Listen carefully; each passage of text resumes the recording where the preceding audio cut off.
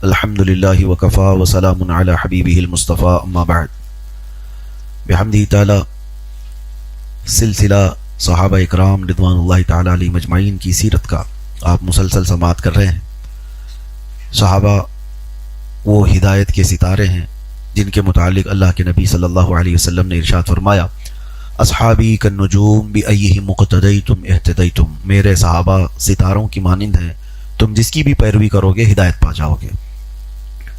تو صحابہ اکرام مشعل راہ ہدایت، اور اسی وجہ سے اہل سنت و جماعت میں اس بات پر بہت زور دیا جاتا ہے کہ صحابہ اکرام رضوان اللہ تعالی علیہ مجمعین کی بارگاہ میں ادنا سی بھی گستاخی نہ ہو، کیونکہ وہ حضور صلی اللہ تعالی علیہ وسلم سے ہم تک دین پہنچانے کا سب سے بڑا ذریعہ ہیں، سب سے بڑا وسیلہ ہیں، اور وہ ایسا پلر ہیں کہ اگر انہیں ہٹا دیا گیا تو دین کا نظام درہم برہم ہو جائے گا۔ رسول پاک صلی اللہ تعالی علیہ وسلم کے صحابہ کے متعلق شروع سے میں نے آپ کے سامنے رکھا، وہ 1 لاکھ سے زیادہ کی تعداد میں ہے، لیکن جتنوں کی تاریخ ہمیں معلوم ہے وہ آپ کے سامنے روزانہ ایک ایک ہم عرض کرتے جائیں گے۔ آج ایک عظیم ترین صحابی کا ذکر ہم کرتے ہیں۔ پچھلے سلسلے میں آپ نے جو صحابہ اکرام کی سیرتیں سماعت کی ہیں، ہم نے حضرت زید بن حارثہ رضی اللہ تعالی عنہ ان کے متعلق آپ کے سامنے چند سیرت کے گوشے پیش کیے تھے۔ اس کے بعد ایک اور صحابی رسول کا ذکر ہو چکا، نام یاد ہے آپ حضرات کو؟ حضرت سعد بن ابی وقاص رضی اللہ تعالی عنہ۔ امید ہے کہ آپ ہمیشہ اس کو یاد رکھیں گے۔ ایک اور صحابی ہیں جو سابقون الاولون میں ہیں، یہ لفظ پھر میں ریپیٹ کر رہا ہوں، سابقون الاولون ان صحابہ کو کہتے ہیں جو سب سے پہلے اسلام لائے ہوئے، ان کی فضیلت بہت زیادہ ہے، عشرہ مبشرہ میں سے بھی ہیں، اور شروع کے اسلام لانے والے 8 لوگوں میں سے ایک ہیں۔ ان کا نام نامی ہے، اسم گرامی ہے حضرت سیدنا طلحہ بن عبید اللہ، حضرت طلحہ رضی اللہ تعالیٰ عنہ۔ یہ سابقون الاولون میں ہیں، جب ابھی صرف 8 لوگ اسلام لائے تھے، 8ویں نمبر پر حضرت طلحہ کا نام ہے، اور یہ بھی ان خوش نصیبوں میں سے ہیں جن کا ذکر میں نے کل کیا تھا، سیدنا ابو بکر صدیق رضی اللہ تعالیٰ عنہ کی تبلیغ سے اسلام لانے والے۔ جیسے 3 عشرہ مبشرہ میں 3 بڑے صحابہ ایسے ہیں، حضرت عثمان غنی، حضرت سعد بن ابی وقاص اور حضرت طلحہ، یہ 3 بڑے بڑے صحابہ ایسے ہیں جو حضرت ابو بکر صدیق کی تبلیغ پر اسلام لائے۔ تو حضرت طلحہ بن عبید اللہ، ان کا معاملہ یہ تھا کہ بچپن سے تجارت کا شوق بہت تھا، اور چھوٹی عمر میں ہی تجارت کے لیے لمبے سفر بھی انہوں نے کیے۔ ایک بار ملک شام کا سفر کیے ہوئے تھے، بیچ راستے میں ایک علاقہ آتا ہے بصرہ، تو وہاں پر آپ نے قیام کیا، تو وہاں کے موجود جو پادری تھے، پچھلی امتوں کے جو بڑے عالم تھے، راہب کہلاتے ہیں، تو وہ کتابوں کے بہت بڑے عالم تھے۔ اچانک وہ اپنے خانقاہ سے باہر نکل کر بازار میں جو باہر دور دراز سے لوگ آئے ہوتے تھے تجارت کے لیے، تو پکارنے لگے وہ راہب، وہ بڑے عالم دین، کہ تم میں سے کوئی ایسا شخص ہے جو اللہ کے حرم کے پاس سے آیا ہو، خانہ کعبہ کے پاس سے آیا ہوا ہو؟ ہر علاقے سے لوگ وہاں تجارت کے لیے آتے تھے۔ تو جب اس راہب، اس بڑے عالم دین نے یہ بار بار پکارا، تو اس وقت موجود عرب والوں میں مکہ مکرمہ سے صرف حضرت طلحہ موجود تھے۔ تو انہوں نے کہا کہ ہاں میں ہوں، میں مکہ سے آیا ہوں۔ تو اس راہب نے پوچھا کیا احمد ظاہر ہو گئے؟ تو طلحہ بن عبید اللہ نے پوچھا کون ہے احمد، کیا ہے یہ احمد کون ہے؟ تو اس راہب نے، اس عالم دین نے کہا وہ عبد المطلب کا بیٹا ہوگا، اور مکہ مکرمہ سے ظاہر ہوگا، حرم کعبہ کے قریب ہوگا، اور ان کے ظاہر ہونے کی ساری نشانیاں مکمل ہو چکی ہیں، وہ اللہ کا آخری نبی ہوگا۔ تو طلحہ بن عبید اللہ کو اسی وہ سفر میں ایک راہب نے، ایک عالم دین نے، پرانی کتابوں کے جو عالم تھے انہوں نے بتایا۔ تو طلحہ بن عبید اللہ کہتے ہیں محمد صلی اللہ تعالی علیہ وسلم کو ہم میں سے کون نہیں جانتا تھا؟ تو طلحہ بن عبید اللہ یہ بات سنتے ہیں، اور وہ راہب و عالم دین یہ بھی کہتے ہیں کہ اے مکہ والو، ان کا ساتھ مت چھوڑنا، ورنہ بہت بڑے نقصان اٹھاؤ گے۔ تو انہیں تو اس بارے میں کچھ خبر نہیں تھی۔ ملک شام سے تجارت کر کے واپس لوٹ رہے تھے، تو مکہ مکرمہ میں آتے ہی لوگوں سے پوچھا کہ کچھ نئی بات ہو گئی مکہ میں؟ تو لوگوں نے کہا بہت بڑی بات ہو گئی۔ کہا کیا ہوا ہے؟ کہا محمد بن عبداللہ نے ایک نئے دین کا اعلان کیا ہے، وہ ہمارے بتوں کو، ہمارے خداؤں کو جھٹلاتا ہے۔ تو طلحہ بن عبید اللہ کہتے ہیں کہ پھر اس کو ماننے والوں میں کون ہیں؟ تو لوگوں نے بتایا کہ محمد اعلان کیا اور ماننے والوں میں ابو بکر صدیق ہے۔ تو طلحہ بن عبید اللہ سیدھے حضرت ابو بکر صدیق کے پاس جاتے ہیں، حضرت ابو بکر سے پوچھتے ہیں کہ آپ قوم کے سب سے ذی شعور لوگوں میں سے ہیں، بہت عقل والے لوگوں میں سے ہیں، پورا مکہ آپ کا احترام کرتا ہے، عزت کرتا ہے، تو آپ کیا ایک نئے دین کی پیروی کر رہے ہو؟ تو حضرت ابو بکر صدیق نے کہا وہی اصل دین ہے اور میں تم کو بھی اس دین میں آنے کی دعوت دیتا ہوں۔ تو طلحہ بن عبید اللہ نے کہا اتنی بڑی عقل والا جس طرف بلاتا ہے وہ غلط راستے کی طرف نہیں بلاتا، مجھے لے چلے۔ تو طلحہ بن عبید اللہ حضرت ابو بکر صدیق کے ساتھ آئے بارگاہ رسالت میں، آپ صلی اللہ علیہ وسلم، میرے آقا صلی اللہ تعالیٰ علیہ وسلم نے انہیں دیکھ کر مسکرایا اور پھر فرمایا کہ طلحہ میرے متعلق تو تم کو سفر میں ہی پتہ چل چکا تھا، یعنی جو راہب نے، جو عالم دین نے ان کو بتایا، میرے آقا صلی اللہ تعالیٰ علیہ وسلم نے اس کو فرما دیا۔ تو طلحہ بن عبید اللہ کے پاس اور کون سی نشانی چاہیے تھی؟ آپ کلمہ طیبہ پڑھے اور اسلام میں داخل ہوئے اور 8ویں نمبر پر اسلام لانے والوں میں سے تھے۔ اب ان کے بعد حضور پاک صلی اللہ تعالیٰ علیہ وسلم کے ساتھ رہتے ہوئے یہ وہ زمانہ ہے جو مشقتوں سے بھرا ہوا ہے۔ ابتدائے اسلام جو لوگ بھی اسلام میں داخل ہوئے انہوں نے سب نے مشقتیں اٹھائی۔ ایک صحابی وہ کہتے ہیں اچانک ایک دن میں نے مکہ مکرمہ میں دیکھا صفا مروہ پر بہت لوگوں کی بھیڑ ہے۔ میں نے پوچھا کہ یہ کس چیز کی بھیڑ ہے؟ تو لوگوں نے کہا کہ ایک نوجوان لڑکا مکہ کا بے دین ہو گیا ہے۔ تو یہ صحابی کہتے ہیں میں گیا بھیڑ چیر کر کے دیکھنے کے لیے کہ کس کو یہ لوگ کہہ رہے ہیں، تو دیکھا طلحہ بن عبید اللہ کو گردن سے لوگوں نے ہاتھ باندھے ان کو مارتے ہوئے صفا مروہ کی طرف لے جا رہے تھے۔ جو ساری بھیڑ ان کی طرف تھی لوگ، اور ان کی ماں ان کو پیچھے سے گالیاں دیتی ہوئی جا رہی تھی کہ میرا بیٹا بد دین ہو گیا، دین چھوڑ دیا، اور لوگ ان کو کوستے ہوئے مارتے ہوئے لے کر جا رہے تھے۔ تو یہ ابتدائے اسلام کی بات تھی، اور کئی مرتبہ ایسا ہوا کہ حضرت ابوبکر صدیق اور ان کو دونوں کو ملا کر کے رسیوں میں باندھ دیا جاتا تھا۔ پورا دن یہ رسی میں بندھے رہتے، صرف اس لیے کہ مکہ کا ایک بہت بڑا رئیس شخص تھا، اس کا ڈر سب لوگوں کو تھا۔ وہ باندھتا اس لیے تھا کہ کبھی یہ بھول کر کے بھی محمد صلی اللہ علیہ وسلم کے پاس نہ جائیں، لیکن جن کے دلوں میں حضور کی محبت سرایت کر چکی تھی، پھر دنیا کی کوئی طاقت انہیں روک ہی نہ سکی، اور یہ اسلام کا سلسلہ بڑھتا گیا۔ طلحہ بن عبید اللہ اس وقت رسول پاک صلی اللہ تعالیٰ علیہ وسلم کے ساتھ رہے جب تمام مشقتیں سب کچھ، لیکن گھر سے آپ متمول تھے، یعنی اچھے، اور مالی اعتبار سے بھی، تجارت کے اعتبار سے بھی آپ کے پاس اچھے خاصے اسباب تھے۔ تو جب ہجرت کرنے کا وقت آیا تو جب بھی حضرت طلحہ تجارت کے سفر پر تھے اور واپسی میں وہ مدینہ سب دیکھ کر کے آئے، اور جب حضرت ابوبکر اور حضور صلی اللہ تعالیٰ علیہ وسلم ہجرت کے لیے نکل رہے تھے تو بیچ راستے میں سارے سامان کھانے پینے کی سب چیزیں حضرت طلحہ ہی لے کر کے آئے، اور پھر کہا یا رسول اللہ صلی اللہ علیہ وسلم پورا مدینہ آپ کے انتظار میں ہے، میں یوں جا رہا ہوں مکہ مکرمہ، اور پھر اپنے اہل خانہ کے ساتھ میں ہجرت کر کے آتا ہوں۔ مکہ مکرمہ آئے، اس وقت ان کے مال کا حال یہ تھا کہ ان کے پاس جو مال آتا تھا دن کا 30,000 سکے چاندیوں کے پر ڈے ان کے پاس مال آیا کرتا تھا۔ لیکن ساتھ میں یہ بھی میں آپ کو بتاؤں کہ یہ مال تو کبھی رکا نہیں، کبھی تھما نہیں۔ آپ کا لقب اگر آپ پڑھیں تاریخ میں تو 3 لقب میرے آقا نے ان کو عطا کیے۔ کسی صحابی کو حضور پاک صلی اللہ تعالیٰ علیہ وسلم نوازتے تھے، لیکن حضرت طلحہ کو 3 لقب سے، اور وہ تینوں کس بارے میں ہیں وہ آپ کو میں بتاتا ہوں۔ حضرت طلحہ کا معاملہ یہ تھا کہ سارے صحابہ کہتے ہیں ان کا ہاتھ رکتا کبھی نہیں تھا۔ ان کی بیوی کہتی ہیں ہمارے گھر جو دولت آتی، مال آتا، 30,000 درہم پر ڈے کے آتے، لیکن صبح ہمارے لیے سامان خریدنے کو پیسے نہیں رہ جاتے، رات کو ہی حضرت طلحہ پورے کے پورے تقسیم کر کے آ جاتے تھے۔ یہ حال تھا۔ تو آپ کو دیکھ کر ایک جنگ میں حضور پاک صلی اللہ تعالیٰ علیہ وسلم نے فرمایا طلحۃ الخیر، ایک لقب آپ کو یہ کہا، یعنی خیر کا طلحہ ہے۔ اور ایک مرتبہ حضور پاک صلی اللہ تعالیٰ علیہ وسلم ایک سفر سے لوٹے، ایک کنویں پر حضور پاک صلی اللہ تعالیٰ علیہ وسلم رکے، اس کنویں کا پانی بڑا میٹھا تھا، اچھا تھا، تو آپ نے پسند فرمایا۔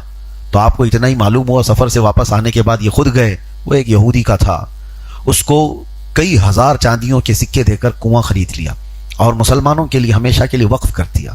میرے آقا صلی اللہ تعالیٰ علیہ وسلم نے ان کو دیکھ کر فرمایا طلحۃ الفیاض، فیاض کہتے ہیں بہت سخاوت کرنے والے کو۔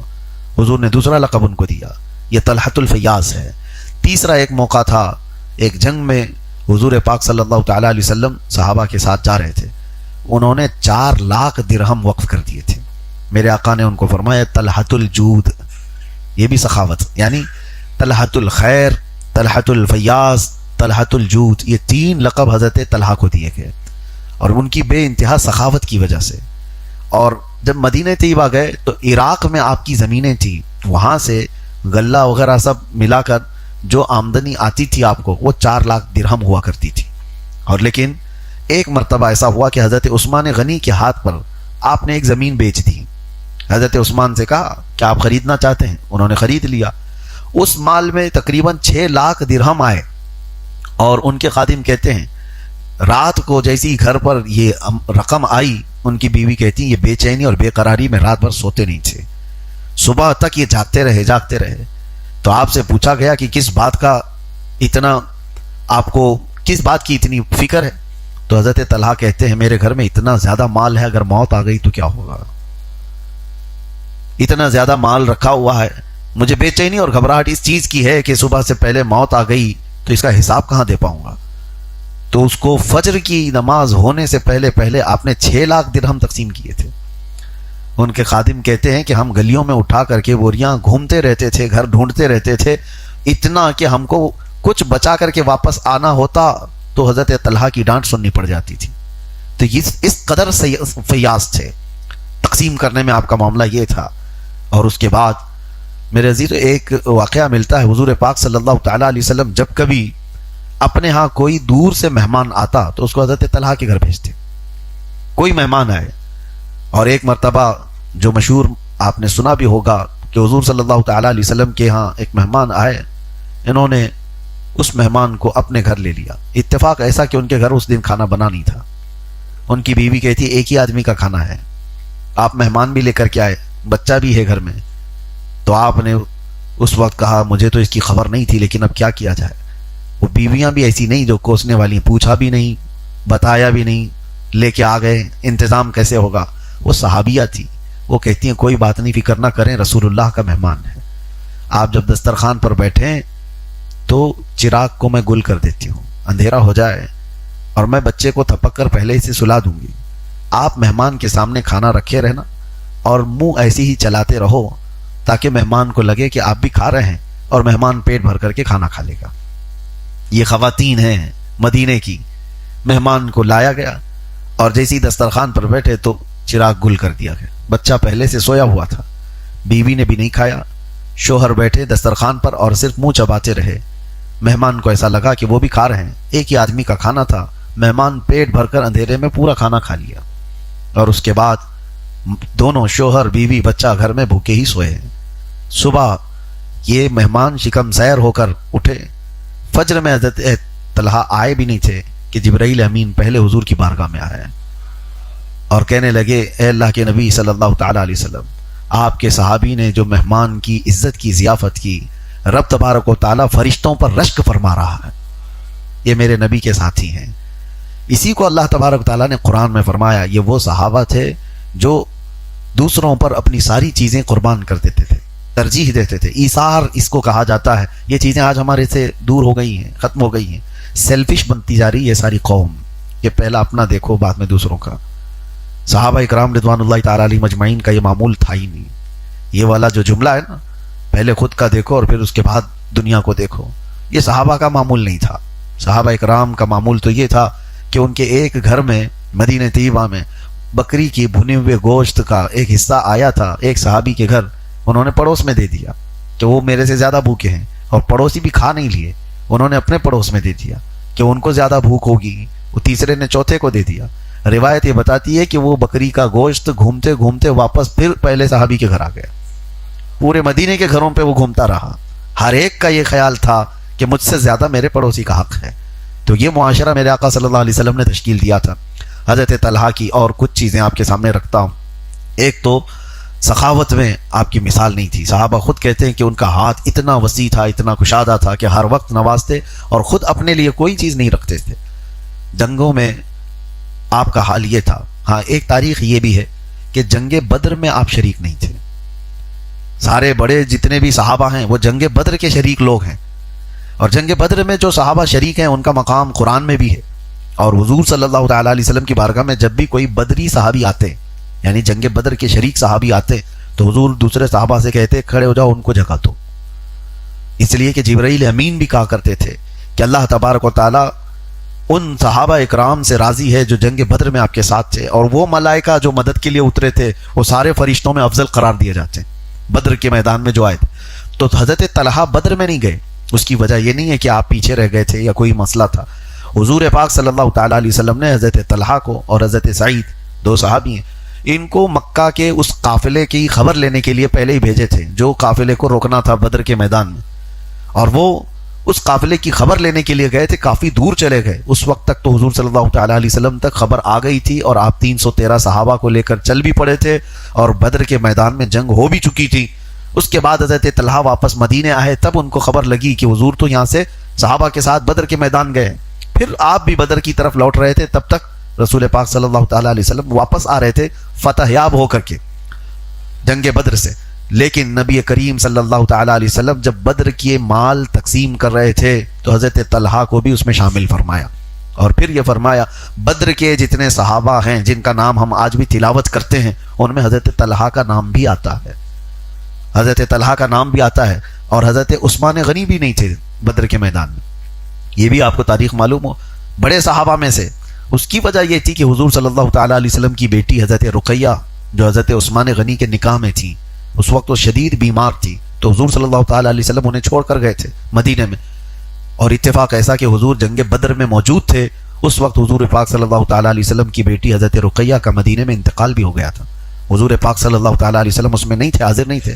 جنازے میں تدفین میں وہ حضرت عثمان غنی نے خود کیا تھا, لیکن واپس آنے کے بعد حضور صلی اللہ تعالیٰ علیہ وسلم نے حضرت عثمان غنی کو بھی بدری صحابہ میں شامل کیا تھا. تو یہ بڑے صحابہ وہ ہیں جو بدری صحابہ میں شامل ہیں, اگرچہ جنگ میں گئے نہیں تھے.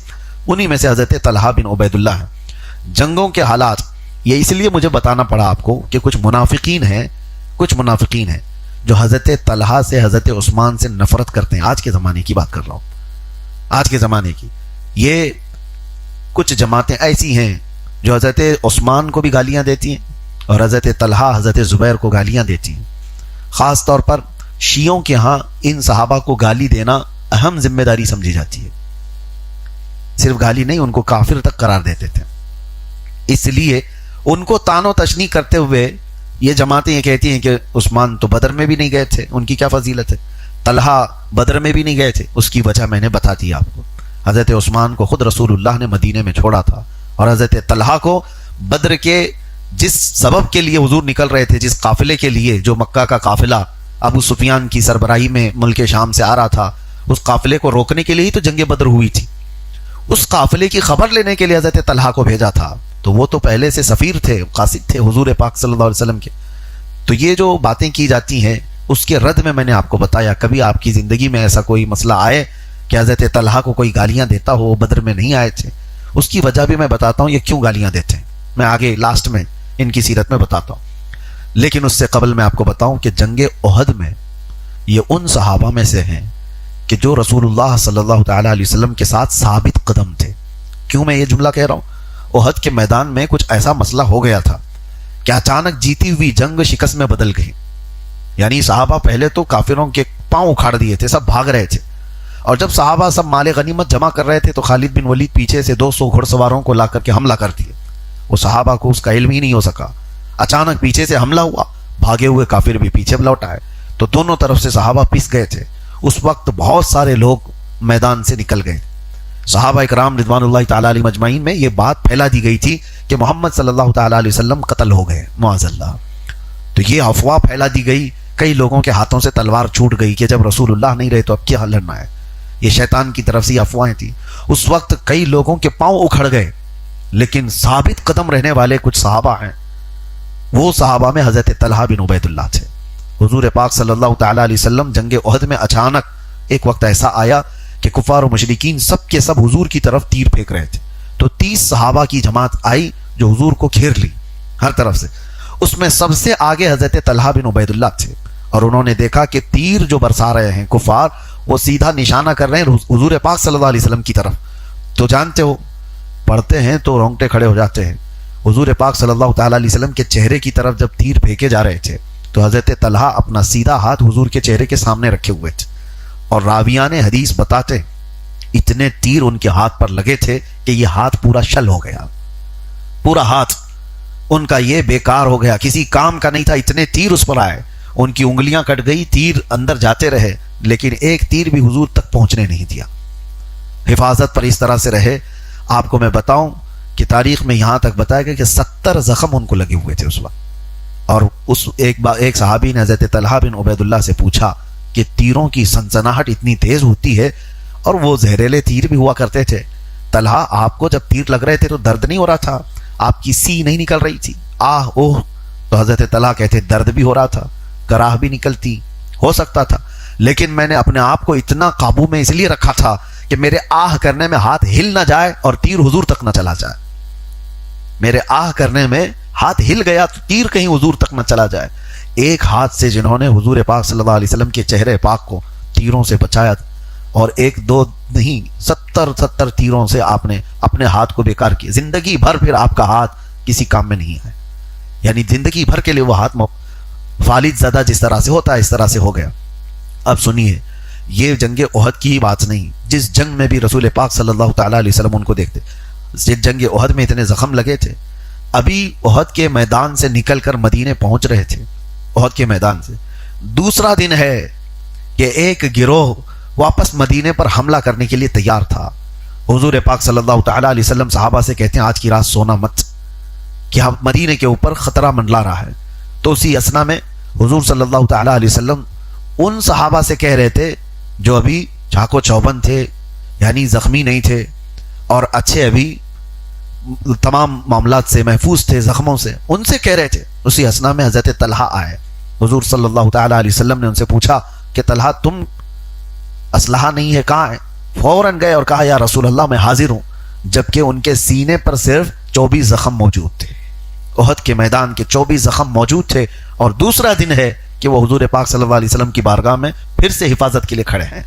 اور ایک بات، جب جنگ احد میں معاملات سخت ہو گئے تو حضور پاک صلی اللہ تعالیٰ علیہ وسلم احد کے پہاڑ کی طرف چڑھنا چاہ رہے تھے، اور حضور پاک صلی اللہ تعالیٰ علیہ وسلم کے دانت مبارک شہید ہوئے تھے جنگ احد میں، آپ کے سر کو بھی مارا گیا تھا، اور ایک لوہے کی تار حضور کے رخسار میں سے، گال میں سے اندر گھس گئی تھی اور اس کو نکالا گیا تھا۔ غشی کی حالت ہو گئی تھی صحابہ اکرام کی یہ حالات دیکھ کر کے۔ تو حضور صلی اللہ تعالیٰ علیہ وسلم جب احد پہاڑ کی طرف چڑھنا چاہ رہے تھے تو اس وقت تھکان سے بوجھل ہو کر حضور صلی اللہ تعالیٰ علیہ وسلم بیٹھ گئے پہاڑ پر چڑھنے کے لیے۔ تو حضرت طلحہ بن عبید اللہ کے بارے میں کہا جاتا ہے کہ وہ ایک پاؤں سے لنگڑاتے تھے، ہمیشہ صحیح سے چل نہیں پاتے تھے، ایک پاؤں میں آپ کے لنگڑاہٹ تھی، جب بھی چلتے تھے تو اس لنگڑاہٹ کے ساتھ، ایسا نہیں کہ وہ اس جنگ میں لنگڑاہٹ آئی تھی، پہلے سے بچپن سے اس طرح سے ایک پاؤں میں آپ کے تکلیف تھی۔ تو انہوں نے دیکھا کہ حضور پاک صلی اللہ تعالیٰ علیہ وسلم اوپر جانا چاہ رہے ہیں اور زخمی ہیں، تھکان سے آپ کا جسم مبارک اس طرح سے ہو گیا، مزمحل ہوا ہے۔ تو حضرت طلحہ فوراً آئے اور رسول کریم صلی اللہ تعالیٰ علیہ وسلم کو کندھوں پر اٹھا لیا، اور اسی حالت میں کسی کا پاؤں لنگڑاتا ہو اور ذات نبوت کو اٹھایا ہو، اس وقت اٹھا کر کے وہ پہاڑ پر چڑھنے لگے، اور ایک سیف مقام غار آج بھی وہ جگہ موجود ہے جہاں رسول پاک صلی اللہ تعالیٰ علیہ وسلم اپنا سر مبارک احد کے پہاڑ پر لگا کر آرام کر رہے تھے، پہاڑ بھی اتنی جگہ نرم ہو چکا تھا، وہ جگہ آج بھی موجود ہے، وہاں تک لے جانے والے حضرت طلحہ ہیں۔ لوگوں نے ان کو بعد میں پوچھا کہ طلحہ تم تو لنگڑاتے ہو، ایک پیر بھی تمہارا صحیح نہیں، اور اتنی اونچائی پر تم لے کر کے کیسے گئے اللہ کے نبی صلی اللہ تعالیٰ علیہ وسلم کو؟ حضرت طلحہ اس کے بعد مسکرا کر کہتے ہیں جس دن حضور پاک کو اٹھا کر وہ احد پہاڑ کی اوپر تک لے گئے، اس کے بعد سے لے کر کبھی ان کے پیر میں لنگڑاہٹ آئی نہیں، پیر کے اندر کبھی لنگڑاہٹ نہیں آئی، زندگی بھر آپ کے پیر صحیح سلامت تھے۔ کہا کہ ہم حضور پاک صلی اللہ تعالیٰ علیہ وسلم کو نہیں لے گئے بلکہ اللہ کے نبی مجھے لے گئے تھے، یہ ان کے الفاظ ہوتے۔ اگر کوئی پوچھتا کہ اے طلحہ کیا آپ رسول اللہ کو اٹھا کر لے گئے، تو آپ مسکرا کر کہتے نہیں بلکہ اللہ کے نبی مجھے اٹھا کر لے گئے۔ صحابہ کا یہ ادب بھی تھا، لیکن بہرحال حضرت طلحہ کی جو زندگی تھی، اللہ کے نبی صلی اللہ تعالیٰ علیہ وسلم نے فرمایا کہ طلحہ جنتی ہیں، عشرہ مبشرہ میں سے ان کا نام ہے۔ میں نے 10 صحابہ کا ذکر کیا تھا، وہ 10 صحابہ جن کو حضور نے دنیا میں جنت کی بشارت دی، ان میں سے حضرت طلحہ کا بھی نام ہے۔ 8 لوگوں میں جو شروع کے اسلام لانے والے 8 لوگوں میں بھی آپ کا نام ہے، وہ 10 لوگ جن میں حضور نے جنت کی بشارت دی ان میں بھی آپ کا نام ہے۔ تیسری ایک اور بات میں بتاؤں کہ حضرت عمر فاروق کا انتقال ہو رہا تھا، اس سے پہلے آپ سے کہا گیا تھا حضرت عمر، کیونکہ آپ کو مسجد میں زخمی کیا گیا تھا اور 3 دن کے بعد حضرت عمر کی شہادت ہوئی تھی، تو حضرت عمر رضی اللہ تعالیٰ عنہ ان سے کہا صحابہ نے کہ اپنے بعد کسی جانشین کو آپ بنا دیجئے، کوئی خلیفہ، تو آپ نے خلیفہ نہیں بنایا، بلکہ لوگوں نے ان کے بیٹے کے بارے میں بھی کہا تھا عبداللہ بن عمر کہ آپ اپنے بیٹے کو بنا دیجئے، جیسے آج پیر صاحب سجادہ نشین بنا کے چلے جاتے ہیں، ہاں کہ مطلب میرے بعد میرا بیٹا، بیٹے کے بعد پوتا، کسی دوسرے کو آنا ہی نہیں چاہیے۔ اسلام کا مزاج یہ نہیں تھا۔ حضرت عمر سے کہا گیا تھا کہ عبداللہ ابن عمر آپ کے بیٹے ہیں، ان کو آپ خلیفہ بنائیں، حضرت عمر نے کہا نہیں، 6 لوگوں کی کمیٹی بنائی۔ وہ 6 لوگ کون تھے؟ اس میں حضرت عثمان، حضرت علی، حضرت طلحہ، حضرت زبیر، حضرت عبد الرحمن بن عوف، حضرت سعد ابن ابی وقاص، یہ 6 لوگوں کی کمیٹی بنائی، اور اس کے بعد کہا کہ میرے بیٹے عبداللہ ابن عمر کو بھی ساتھ میں رکھ لینا، بٹھا لینا، لیکن خلافت میں اس کا کوئی حصہ نہیں ہوگا۔ یہ آپ نے صاف طور پر فرما دیا، خلافت میں ان کا کوئی حصہ نہیں ہوگا، چاہے تو یہ 6 بڑے صحابہ ان کو ساتھ رکھ لیں۔ اور اس کے بعد پھر حضرت عمر نے یہ بھی کہا اگر سعد ابن ابی وقاص خلیفہ بن جاتے ہیں تو وہ ان کا حق ہے، ورنہ یہ 6 لوگ جس کو منتخب کریں وہ خلیفہ ہیں۔ پھر وہ خلافت کیسے طے ہوئی تھی؟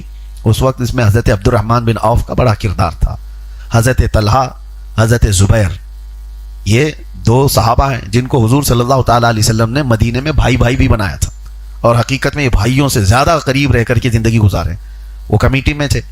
حضرت سعد ابن ابی وقاص حضرت عثمان کے حق میں تھے، حضرت طلحہ اور حضرت زبیر، پہلے سب کو کہا گیا کہ آپ اپنا بتائیے آپ میں سے کون کینڈیڈیٹ ہے، تو حضرت طلحہ نے اپنا منع کر دیا، حضرت زبیر نے اپنا منع کر دیا کہ ہم خلافت کے امیدوار نہیں ہیں، لیکن آپ میں سے باقی لوگوں میں سے کوئی اگر خلیفہ بننا چاہے تو ہم اس کو سپورٹ کرتے ہیں۔ تو 2 لوگ الگ ہو گئے، اور اس کے بعد حضرت عبد الرحمن یہ اکیلے تھے، حضرت سعد ابن ابی وقاص، ان سے پوچھا گیا تو حضرت عثمان غنی کے حق میں تھے اور خود بھی نہیں، اب بچتے تھے صرف 2 ہی لوگ، حضرت عثمان اور حضرت علی، اور حضرت عبد الرحمن بن عوف دونوں سے جا کر الگ الگ بات کرتے ہیں، دونوں سے۔ حضرت عثمان سے کہا کہ اگر علی خلافت پر بیٹھے تو آپ کیا کہیں گے؟ حضرت عثمان نے کہا کہ میں ان کی بیعت کر لوں گا۔ پھر حضرت علی سے جا کر پوچھتے ہیں کہ اگر عثمان ابن عفان کو خلیفہ بنا دیا جائے تو آپ کیا کہیں گے؟ حضرت علی کہتے ہیں جو آپ کا فیصلہ ہوگا میں بیعت کر لوں گا۔ تو جب یہ ساری باتیں ہو گئی تو حضرت عبد الرحمن بن عوف نے اس کمیٹی میں ایک رول ادا کرتے ہوئے اعلان کیا کہ ہم اس بات پر متفق ہیں کہ عثمان ابن عفان کے ہاتھ پر بیعت کریں۔ باقی سارے صحابہ میں اس وقت حضرت طلحہ بھی تھے، سبوں نے حضرت عثمان غنی کے ہاتھ پر بیعت کر لیا۔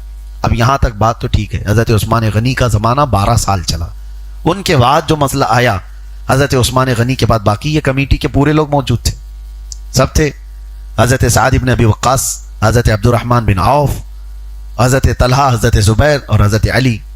اب مسئلہ حضرت عثمان کی شہادت کے بعد جو آیا، لوگ سب کے سب آئے حضرت علی سے کہنے لگے کہ آپ خلافت کے زیادہ حقدار ہیں، آپ بیعت لیں ہم سے۔ حضرت علی نے فرمایا تم لوگ مت بولو یہ سب چیزوں کو، ہاں بدری صحابہ اگر مجھ سے کہتے ہیں تو میں آتا ہوں۔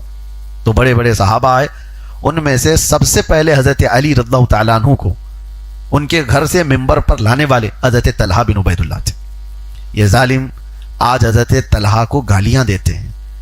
جب حضرت علی رضی اللہ تعالیٰ عنہ ممبر پر سے اعلان کرتے ہیں کہ بدری صحابہ اور حضور کے بڑی عمر کے صحابہ یہاں موجود ہیں، انہوں نے مجھے اس ممبر پر بٹھایا ہے، تو میں اعلان کرتا ہوں کہ مجھ سے پیش رو جو خلفاء تھے میں ان کا جانشین ہوں۔ جیسے ہی حضرت علی نے یہ اعلان کیا، سب سے پہلے حضرت علی کے ہاتھ پر بیعت کرنے والے حضرت طلحہ بن عبید اللہ۔ لیکن تاریخ کا ایک حصہ ایسا ہے کہ یہی حضرت طلحہ ہیں، یہی حضرت طلحہ، دیکھیں مشاجرات صحابہ کو بیان کرنا منع کیا گیا ہے۔ مشاجرات صحابہ کا مطلب کیا ہے؟ صحابہ کے درمیان جو آپس میں جو لڑائیاں ہوئی ہیں، سنی ان کا ذکر ایسا نہیں کرتے، اس لیے کہ سب کی کیپیسٹی اتنی نہیں ہے کہ ہم ان بڑے لوگوں کے درمیان ہوئے معاملات کو جج کر سکیں۔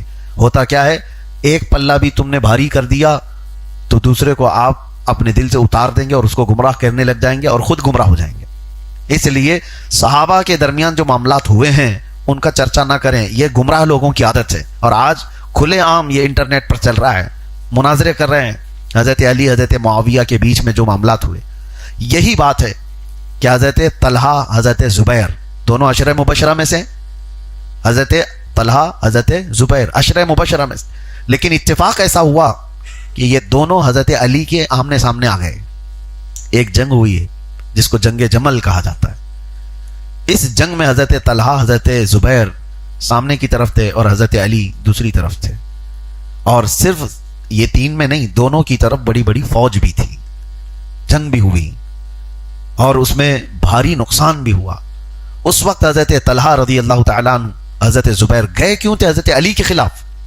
اس کی وجہ صرف یہ تھی کہ حضرت طلحہ، حضرت زبیر، حضرت عائشہ صدیقہ ام المومنین، ان سب کا مطالبہ تھا، ان سب کا ایک مطالبہ تھا حضرت علی سے کہ اب آپ خلیفہ بنے ہیں، فوراً حضرت عثمان کو جنہوں نے قتل کیا اس کا بدلہ لیجیے. آپ بات سمجھ میں آ رہی ہے؟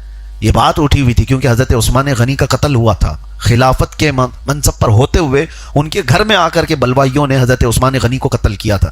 ایک وقت کے رننگ خلیفہ کو قتل کرنا یہ معمولی بات نہیں تھی. اسلام کی اس کے ساتھ عزت جڑی ہوئی تھی. تو یہ جو بڑے صحابہ تھے حضرت علی سے یہ مطالبہ کر رہے تھے. اور حضرت علی کیا کہہ رہے تھے؟ حضرت عثمان کے قاتل، یہ جیسے موب لنچنگ ہوتی ہے، موب لنچنگ میں کس کو سزا دی جائے گی؟ کسی ایک آدمی کو پوری بھیڑ نے اکٹھا ہو کر کے مارا ہے. تو آج یہاں پر بھی یہی ہوتا ہے نا. تو کس کو سزا دیں گے؟ مرڈر کی سزا کس کو دی جائے گی؟ یہ تو بڑا مسئلہ ہے، کریٹیکل ہے. آج تو چلے پولیس ویڈیو سے سب سے پہچان کر کے پکڑ لے گی کہ فلاں فلاں تھا.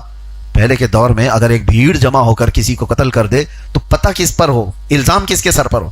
تو حضرت علی یہ کہہ رہے تھے کہ بدلہ لینے کا یہ صحیح وقت نہیں ہے. ایک بہت بڑی جماعت آئی تھی جو خلیفہ کو قتل کیے، وہ وقت مانگ رہے تھے اور ادھر سے قصاص کا مطالبہ بڑھتا گیا. بات سمجھ میں آئی؟ تو یہ قصاص کا بدلہ، قصاص کا مطالبہ بڑھتا گیا یہاں تک کہ حضرت علی رضی اللہ تعالیٰ عنہ کے ساتھ جو لوگ تھے اور حضرت طلحہ حضرت زبیر کے ساتھ جو لوگ تھے، دونوں کے درمیان مٹ بھیڑ ہو گئی، جنگ ہو گئی. اس جنگ کو جنگ جمل کہتے ہیں. آپ کو میں وہ جنگ بتانا نہیں چاہ رہا ہوں اس میں ہوا کیا تھا، لیکن آج کے گمراہ لوگ اس جنگ کو بتا کر کے حضرت طلحہ حضرت زبیر کو گالیاں دیتے ہیں کہ وہ مولا علی کے مقابل میں آئے تھے. تمہاری حیثیت کیا ہے جو ان صحابہ اکرام پر بھونکتے ہو؟ حضرت طلحہ حضرت زبیر جب آئے، دونوں بھی اس جنگ میں شہید ہو گئے، دونوں بھی قتل ہوئے جو حضرت علی کے مقابل میں آئے تھے. لیکن جانتے ہو حضرت مولا علی کرم اللہ وجہہ الکریم نے کیا فرمایا؟ حضرت زبیر بھی شہید ہوئے، حضرت طلحہ بھی.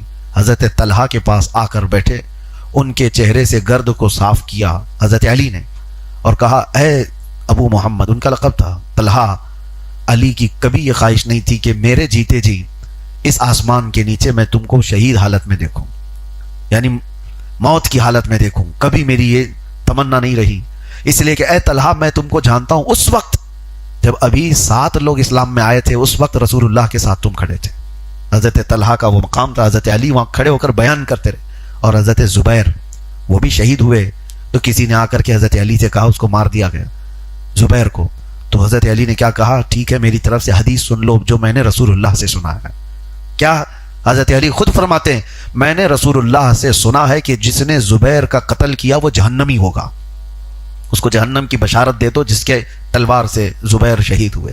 تو یہ جنگ تو ایسی ہوئی کہ مولا علی کرم اللہ وجہہ الکریم خود ان دونوں صحابہ کی فضیلت بیان کر رہے ہیں. اور کسی نے حضرت طلحہ کو گالی دیا تھا اس وقت یہ کہتے ہوئے کہ ٹنڈا ہے. ٹنڈا کس کو کہتے ہیں؟ جو لولا ہو، ایک ہاتھ جس کا نہ کام کرتا ہو. تو حضرت طلحہ کو کسی نے گالی دی تھی. تو حضرت مولا علی کرم اللہ وجہہ الکریم جلال میں آئے تھے اور فرمایا تھا تمہیں پتہ ہے طلحہ کا ہاتھ کام نہیں کرتا تو کس وجہ سے؟ وہ اگر ایک ہاتھ اس کا مفلوج ہوا تو صرف چہرے رسول کی عزت بچانے میں گیا ہے. وہ ہاتھ جو بیکار ہوا ہے وہ رسول اللہ صلی اللہ علیہ وسلم کے چہرے کو تیروں سے بچانے کے لیے ہمیشہ کے لیے انہوں نے اپنا ہاتھ بیکار کر دیا اور آج ان کو لوگ تان و تشنی کرتے ہیں. بہرحال یہ حضرت طلحہ رضی اللہ تعالیٰ عنہ کی شہادت جنگ جمل میں 36 ہجری میں ہو گئی. اس وقت آپ کی عمر مبارکہ تقریباً 64 سال کے آس پاس تھی. جب آپ اسلام لائے تھے تو 17-18 سال کی عمر کے تھے. باقی پوری زندگی حضور صلی اللہ تعالیٰ علیہ وسلم کے ساتھ 23 سال کا جو عرصہ رہا وہ گزارا. حضرت ابوبکر کا زمانہ گزارا، حضرت عمر کا زمانہ، حضرت عثمان کا زمانہ، پھر حضرت علی رضی اللہ تعالیٰ عنہ کے زمانے خلافت میں آپ کی شہادت ہوئی. اس طرح سے عشرہ مبشرہ میں سے بڑے صحابہ اس دور میں نکل گئے. بہرحال اللہ تعالیٰ ان کی تربت پر کروڑوں رحمتیں نازل فرمائے. آپ کے انتقال کے بعد آپ کو بصرہ میں دفن کیا گیا. یہ جنگ جو ہوئی تھی عراق کا ایک شہر ہے بصرہ، وہاں پر آج بھی ان کی مزاریں وہیں پر ہیں. دفن کر دیا گیا تھا. مہینوں گزر گئے بلکہ سال گزر گئے. حضرت طلحہ ایک صحابی ہیں، ان کے خواب میں تشریف لاتے رہے اور فرمایا کہ مجھے یہاں کے پانی سے بچاؤ۔ تو انہوں نے یہ بات حضرت عبداللہ ابن عباس کے پاس غالباً یہ کہا کہ اس طرح کی بات میں خواب میں روز دیکھ رہا ہوں۔ تو آپ نے حکم فرمایا کہ جاؤ حضرت طلحہ کی قبر دیکھو۔ تو جا کر دیکھا گیا تو کوئی پانی اس طرح سے کہ ان کی قبر کو پورا ہرا کر چکا تھا، یعنی جیسے کائی جمع ہونے لگتی ہے۔ تو حکم ہوا بڑے صحابہ کا کہ ان کی قبر کو کھود دی جائے۔ تو حضرت طلحہ کی قبر کو کھود دیا گیا واپس سے دوبارہ، اور اس کے بعد صحابہ کہتے ہیں ہم نے حضرت طلحہ کو دیکھا، ان کی آنکھوں پر جو کافور رکھا تھا وہ بھی میلا نہیں ہوا تھا۔ جو شہید ہونے کے بعد اس وقت بھی یہ رواج تھا، آنکھوں پر جو کافور کا پاؤڈر رکھا جاتا تھا، صحابہ کہتے وہ تک میلا نہیں ہوا تھا۔ اسی حالت میں ہم ان کے جسم مبارک کو اٹھائے اور پھر ایک مکان خریدا گیا تھا ان کے ہی پیسوں سے، اور اس میں لا کر حضرت طلحہ کو دفن کر دیا گیا۔ اور کہتے ہیں جب ان کا جسم پکڑا جاتا تھا تو خون ایسے سرک جاتا تھا جیسے زندوں کا سرکتا، یعنی کہیں ٹچ کریں تو جسم سے خون ادھر سے ادھر ہونے لگتا تھا۔ اسی کو اللہ تعالیٰ فرماتا ہے جو اللہ کی راہ میں مارے جائیں انہیں مردہ نہ کہو۔ اور پھر یہ بھی آپ دیکھیں حضور پاک صلی اللہ تعالیٰ علیہ وسلم کی زندگی پر خدمت کرنے والے غلام صحابہ، ان کی موت کے بعد ان کی زندگی کا یہ حال ہے تو میرے نبی کی زندگی کا حال کیا ہے؟ حضرت طلحہ بن عبید اللہ وہاں دفن ہوئے اور ہمیشہ کے لیے مشعل راہ ہدایت بن گئے۔ آج اخیر میں پھر میں یہ کہتا ہوں، مولا علی کرم اللہ وجہہ الکریم اور حضرت طلحہ حضرت زبیر کے متعلق کبھی کوئی ایسا کھٹمل تم سے بات کرنے لگے تو پھر آپ بتا دینا یہ وہ صحابہ ہیں جن کو رسول اللہ نے دنیا میں جنت کی بشارت دی، تو گالیاں دے کر کے اپنے جہنم کی بشارت کیوں لیتا ہے؟ اپنے دوزخی ہونے کا تپا کیوں مرتا ہے؟ اس لیے ہمیشہ ایسی بحثوں سے دور رہیں۔ بہت سارے لوگ یہ بھی کہتے ہیں یہ حدیث میں وہ ہے، وہ حدیث میں، اتنا تو آپ کو معلوم ہونا چاہیے کہ وہ 10 صحابہ جن کو حضور نے دنیا میں جنت کی بشارت دی، ان میں حضرت طلحہ بھی ہیں، حضرت زبیر بھی ہیں اور حضرت مولا علی کرم اللہ وجہہ الکریم بھی ہیں۔ اگر ان کے معاملات کچھ ہوئے تو ظاہر سی بات ہے ان سے بڑا ان کا فیصلہ کرے گا، چھوٹے لوگ نہیں۔ وہ صحابہ تھے، ان کے درمیان کے معاملات کا فیصلہ یا تو رسول اللہ کریں گے یا قیامت کے دن رب ذوالجلال فرمائے گا۔ اللہ تبارک و تعالی اہل سنت و جماعت کے اس عقیدے پر ہمیں مضبوطی سے قائم رکھے اور ہر طرح کے فتنوں سے اللہ ہماری حفاظت فرمائے۔ صحابہ کرام کا فیض اور ان کے برکات اللہ تعالی ہماری اولاد میں بھی ظاہر فرمائے۔ وآخر دعوانا الحمدللہ رب العالمین۔ السلام علیکم۔